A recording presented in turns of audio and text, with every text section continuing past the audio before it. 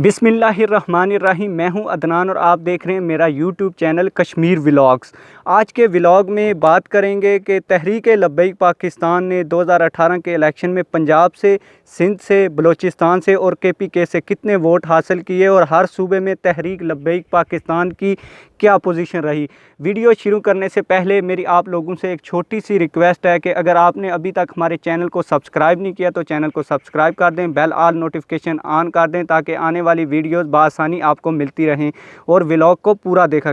पूरे पंजाब भर से तहरीक-लब्बैक पाकिस्तान ने सूबाई असम्बली की तमाम तर नशिस्तों से हिस्सा लिया और 18,88,000 वोट हासिल किए।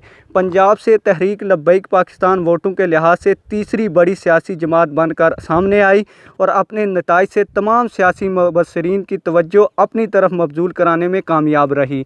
अब बात कर लेते हैं सिंध की। सूबा सिंध से तहरीक-लब्बैक पाकिस्तान ने 4,15,000 वोट हासिल किए और सिंध में ये 6ठे नंबर पर वोट लेने वाली बड़ी सियासी जमात थी।